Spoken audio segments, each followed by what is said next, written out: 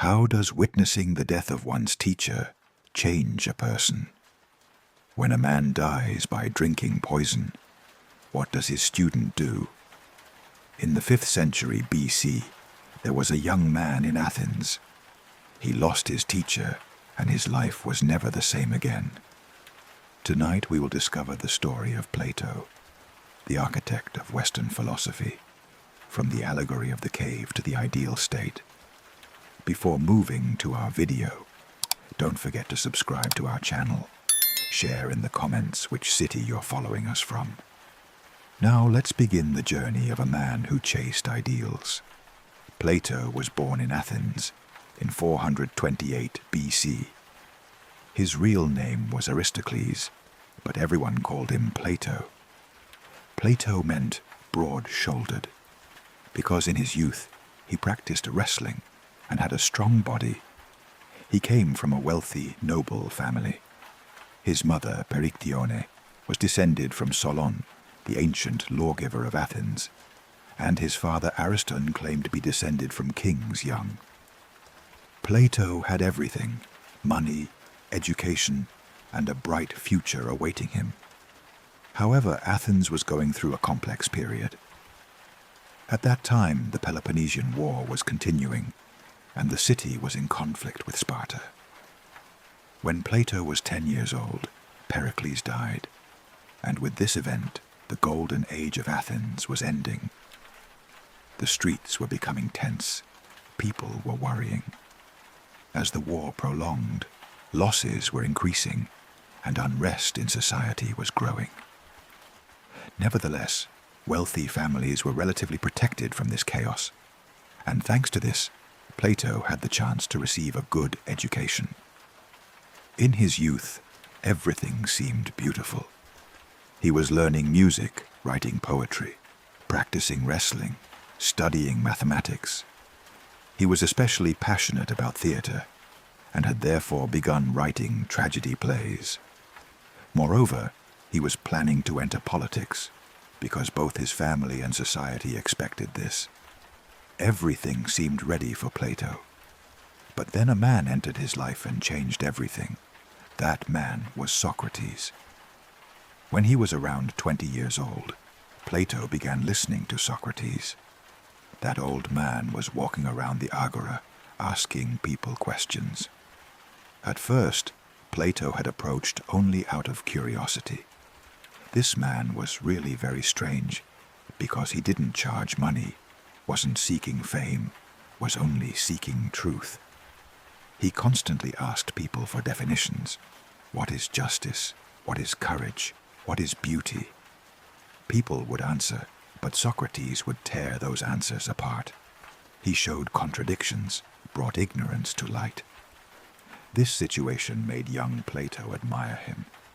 He had never seen such a method of thinking before. He even burned the tragedy draft he was writing. He would no longer be a theater writer. Instead, he would become a philosopher. Thus, he joined among the young people gathering around Socrates and was with him for 8 years. Every day he listened, debated, learned. Socrates taught him to seek truth, not to make a political career. He taught him to investigate the reality behind appearances, to defend what was right and not what was popular. Plato learned much from Socrates, but one thing constantly bothered him. Socrates was continuously asking questions, but never giving answers. For example, he would ask, "What is beauty?" People would list beautiful things: a beautiful statue, a beautiful face, a beautiful song. But Socrates would say these are beautiful things, but not beauty itself. So what was beauty itself? Socrates wouldn't answer this either, only saying he didn't know. Young Plato continued carrying this question in his mind. Then, in 399 BC, something terrible happened. Athens put Socrates on trial, and the accusations were utterly ridiculous. Corrupting the youth, disrespecting the gods. Plato was at the trial. He saw everything. His teacher defended himself but didn't apologize. On the contrary, he provoked the jury.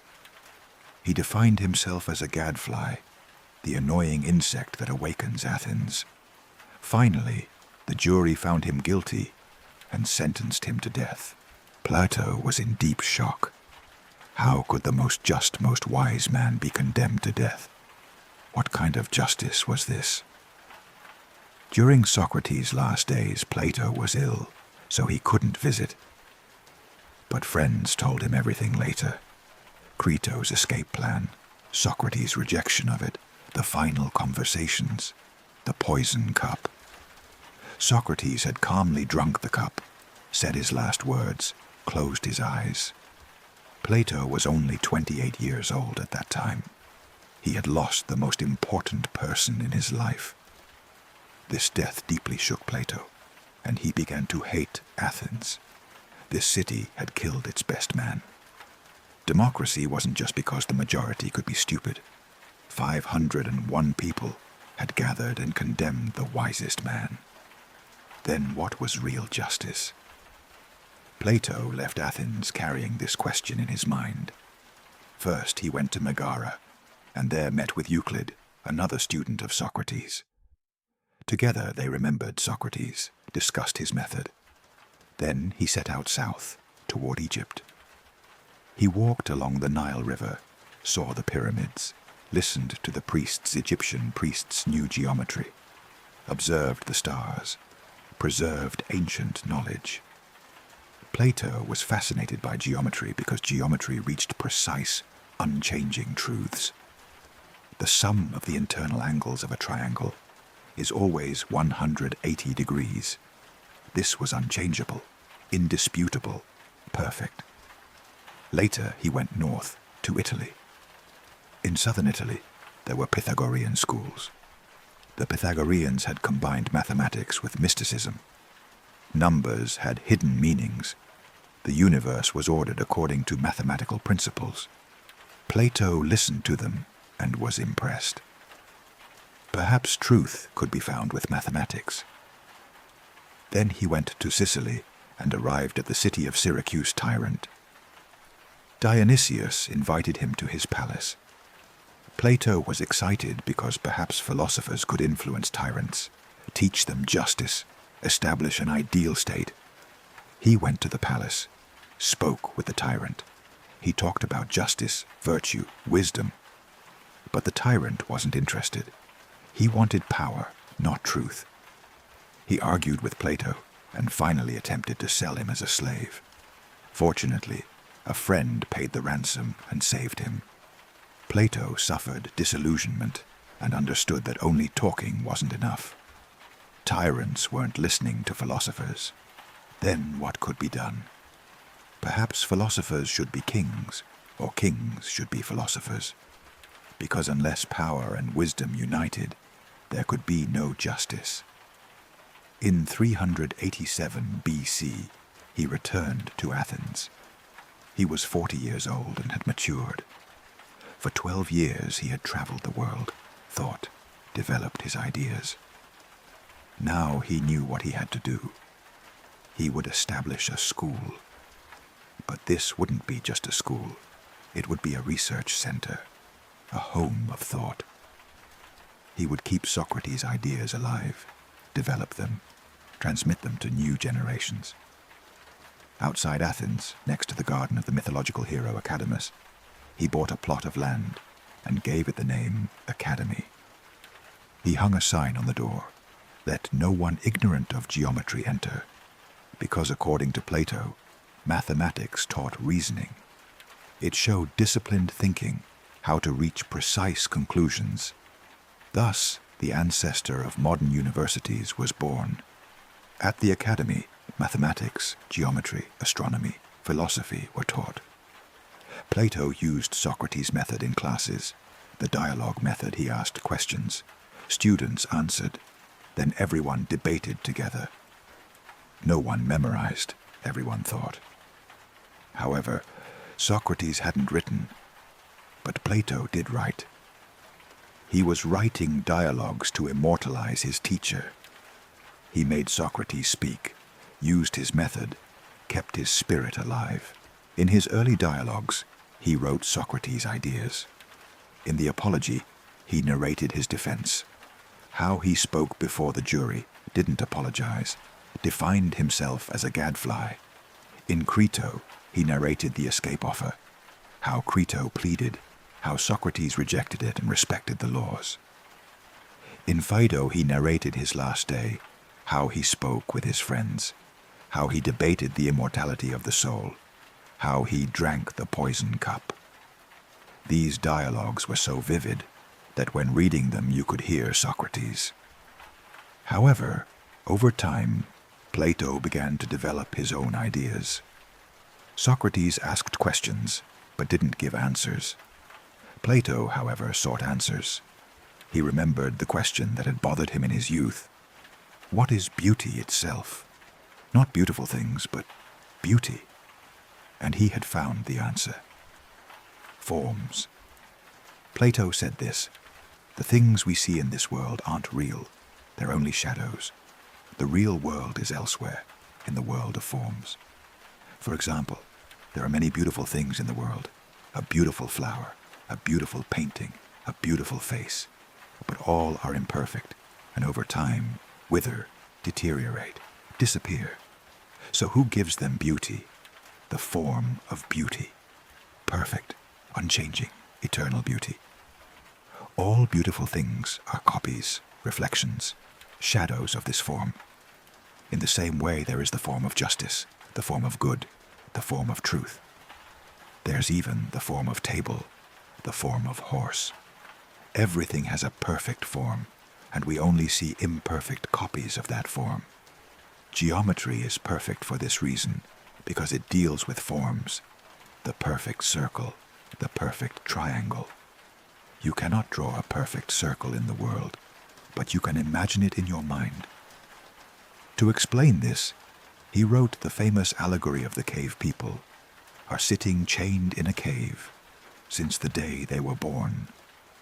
Behind them a fire burns, and they can see shadows on the cave wall. People pass by, objects are carried, their shadows are projected on the wall. The chained people think these shadows are real, because they haven't seen anything else. They name the shadows, debate which shadow is what thing. Then someone breaks the chains, stands up, turns around. At first, the firelight hurts their eyes and they can't see. But gradually they get used to it. They see the fire, see the objects. They understand that what they were seeing weren't shadows. These were the real objects. Then they find the cave exit and go outside. The sunlight hurts their eyes even more. At first they can't see anything, but gradually they get used to it. First they see reflections in the water, then they see the objects themselves. The trees, mountains, sky. Finally they can look at the sun. They understand this was the real world. The cave was only shadows. Even the fire wasn't true light. It was a weak imitation of the sun. They return to the cave with joy and try to tell the others. But their eyes can no longer adjust to the darkness, and they stumble. The other people laugh at them. They think going outside has damaged their eyes. They don't believe them. They even try to silence them because they're disturbing their shadow world. We are those people in the cave. The things we see are only shadows, copies of the forms. The philosopher is the person who exits the cave. They see the real world, grasp the world of forms. The sun is the form of the good, that which illuminates everything, gives meaning to everything. The philosopher returns and tries to enlighten the people. But people don't listen to them, may even kill them, just as Athens killed Socrates. According to Plato, the soul is immortal. The body dies, but the soul lives. Before entering the body, the soul was in the world of forms.